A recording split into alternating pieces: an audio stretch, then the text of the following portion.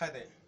So welcome to our final lesson in the Unit 1 in Strategic Management Issues. Okay, that's just Unit 1, right? Just Unit 1. Business Ethics. Now, this is a very huge aspect of the syllabus. Okay, now I'm exaggerating that, but it's a huge aspect when it comes to businesses. Hence, definitely there is going to be a question relating to ethical issues by the accountant, by the organization, because ethics and governance goes hand in hand. So we're going to be talking about some issues about governance here, but we'll be doing governance properly later on in the course. Now, so ethics. Why is this important? Now, you see, imagine a world without rules. Okay, imagine a world without rules. What do you think the world will be like? Okay, that means that people can do everything they want. People may not go to work. People can go anywhere. If I see you and I see that you are, I can just take a gun, shoot you out, and nobody can catch me, and nothing will happen to me. But throughout the development of life, in prehistoric times, for instance, there were no courts, there were no rules, there were no police. But then the people developed some ideas or some understanding to distinguish between what was wrong and what was right, which meant that before courts rules were laid down, people were living in an idea of what was wrong and what was right. What it means is that if the whole community agrees that killing somebody is wrong, abortion is wrong, stealing is wrong, taking someone's wife is wrong, raping somebody is wrong. If all these things are wrong, then anybody that engages in any of those things, there will be a lay down procedure that that person will be punished. So that is about ideas on what was wrong and what was right.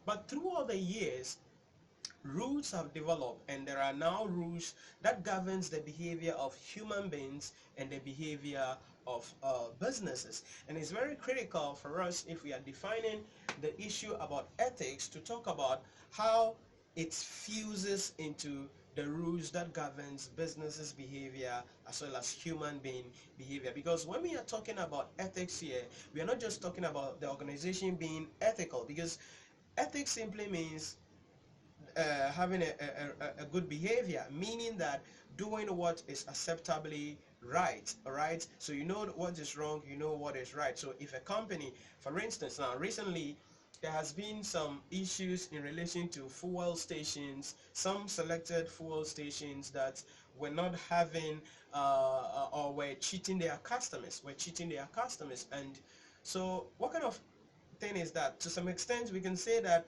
that company is not ethical. Okay, those organizations, they are not ethical. Why? Because what they are doing is wrong. What they are doing is wrong, and chances are they will just be fined. Chances are nothing will be done to them. They will say, oh, we've done the system, we've corrected it, but for all you know, they've not corrected anything. So if we are discussing business ethics, we need to go take the ladder a bit up and look at rules in general. So how do the rules that governs people and businesses fit together?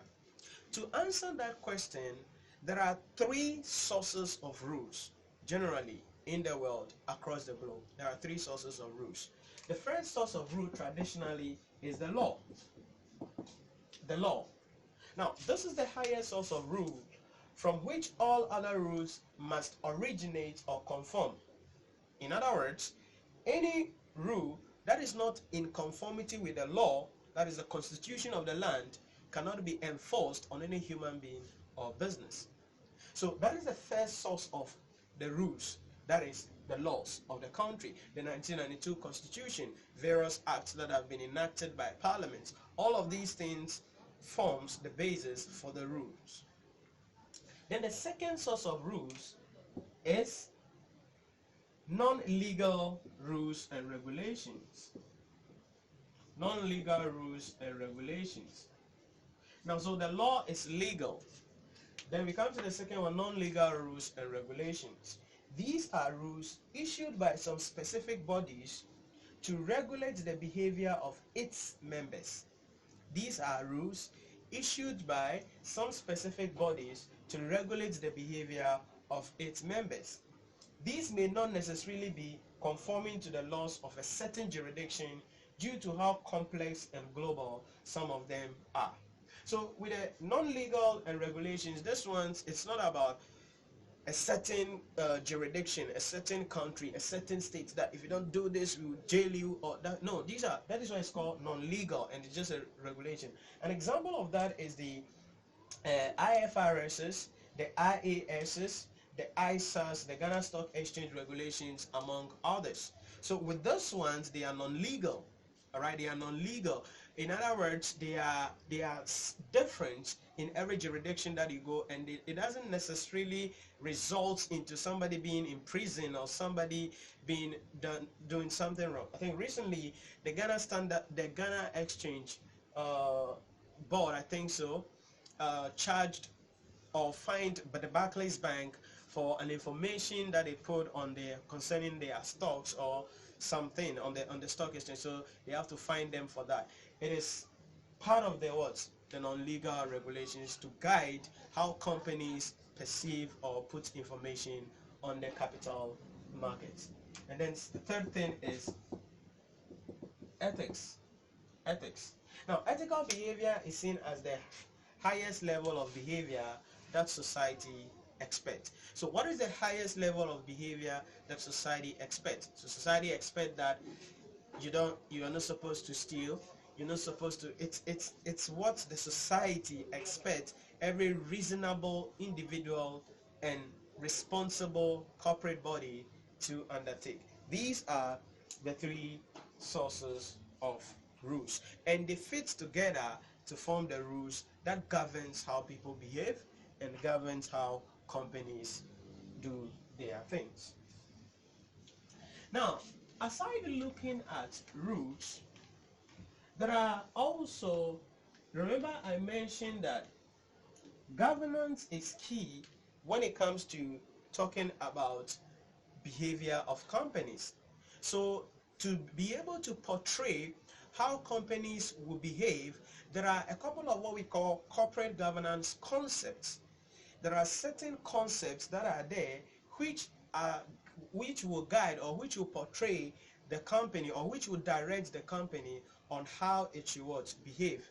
Now, some of them are related to the law, some of them are related to the non-legal and regulation, and some of them are also related to the ethical issues of the company. So we want to look at the corporate governance concepts that guide the behavior of businesses, and it's a tall list of them, and we are going to be trying to go through all of them, and you make sure that you understand each of them. Now, remember I said that this is a key aspect of your syllabus, and you are going to definitely be seeing a question relating to business ethics, relating to governance, and in the case we may be asked to find out what kind of governance style or concept that we are seeing here, and specificity is very important for us to be able to name and write out a very key point there. So let's look at the concepts.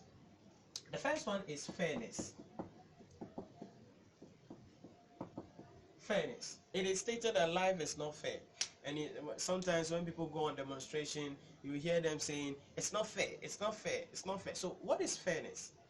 This means directors must have systems and values that consider everyone who has a legitimate interest in the company, and irrespective of their rights and view.